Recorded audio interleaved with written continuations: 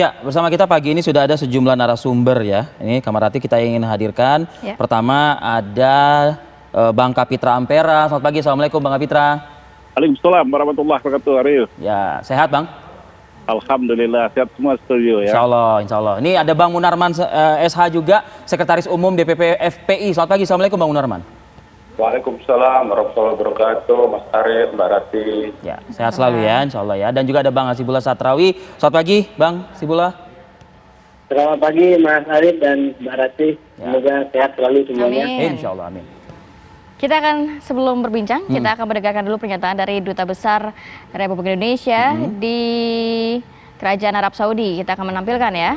Ya, ini Agus Mafta Begrel yang menyebutkan bahwa MRS tercatat di layar ini mulai nama, jenis pelanggaran, nomor deportan, jenis dokumen dan lain-lain. Deportan ya disebutnya di situ ya. Deportan ya. Deportan. Lalu pernyataan berikutnya yang memberikan label overstay atau mutakalif ziarah melebihi batas masa tinggal itu adalah sistem imigrasi Arab Saudi. Silahkan protes kepada kerajaan Arab Saudi, bukan kami yang menyematkan label tersebut.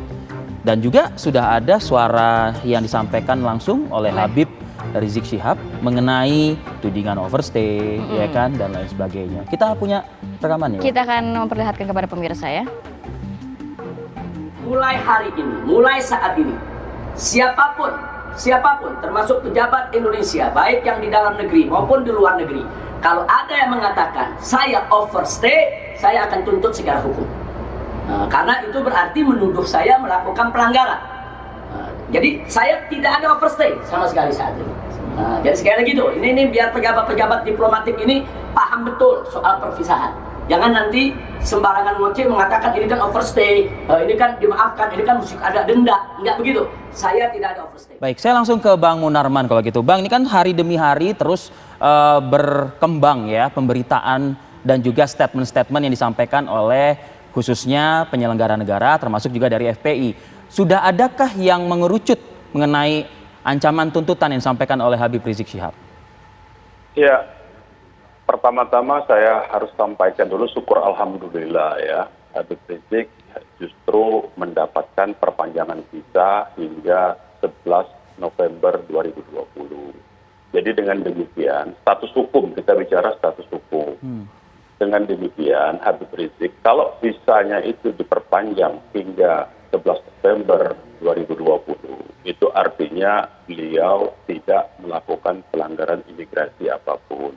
Dan karena itu artinya beliau sah tinggal di Arab Saudi, ya, tidak terjadi overstay, dan beliau pulang sebelum tanggal berakhirnya visa. Jadi apa yang disampaikan oleh penyelenggara negara, saya kira itu informasi out of date ya, dan saya juga tidak tahu tujuan dari para penyelenggara ini apa ya, sehingga selalu membuat statement-statement negatif. Seharusnya selaku penyelenggara negara, apalagi seorang duta besar, itu kan mestinya warga negaranya bisa mendapatkan status yang masih berlaku visanya.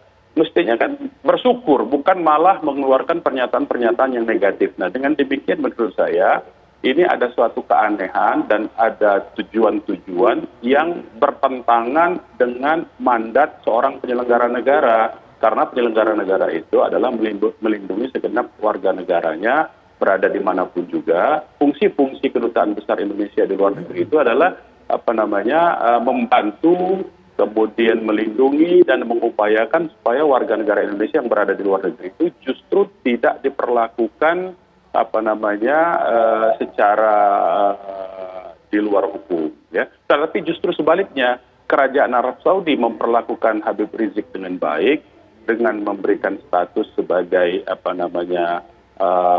warga negara dari luar Saudi yang tinggal dengan visa yang berlaku hingga 11 November 2020, tetapi justru sebaliknya seolah-olah penyelenggara negara Indonesia yang memojok-mojokkan warga negaranya sendiri. Nah ini kan justru bertentangan dengan mandat dan amanat yang dibebankan ke pundak mereka. Soal itu label faktanya. overstay itu Bang Munarman yang viral juga kan itu label overstay itu. Ya, itulah permainan opininya kan dibangun begitu. Kalau Habib Rizik itu overstay, dia kan pasti bayar denda dan keluarnya dari Saudi Arabia itu menggunakan bayan safar harusnya. Tetapi kenyataannya Habib Rizik tidak satu rupiah pun, tidak satu dolar pun, tidak satu real pun mengeluarkan pembayaran denda dan tidak menggunakan bayar safar, tetapi pulangnya normal saja sebagaimana orang pulang umroh atau pulang haji yang visanya masih berlaku, begitu kan? Ya. Aneh penyelenggara negara kita begitu. Bang, tapi kalau yang diperlihatkan di media mengenai surat-surat yang menyatakan bahwa sudah ada nih lembaran dokumen keimigrasian yang termasuk soal paspor, visa, yang dikatakan bahwa visanya memang sudah habis di 2018, tetapi mungkin perubahan batas akhir tinggalnya itu yang sampai dengan 11 November 2020, Bang. Ya justru itu, visa Habib Rizik kan sudah pegang paspornya. Visanya dinyatakan masih berlaku tanggal 11 November. Nah data-data yang dipegang, yang disampaikan, yang dipropagandakan oleh Agus Maftu sebagai seorang duta besar itu data yang kapan?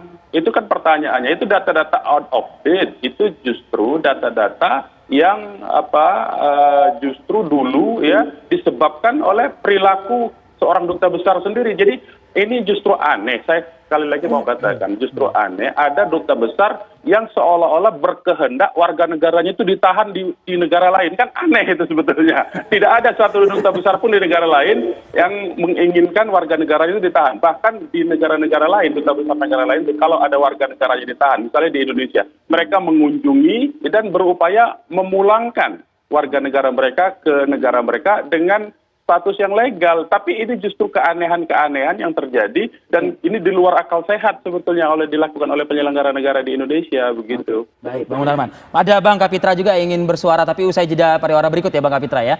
Kami akan kembali saat lagi.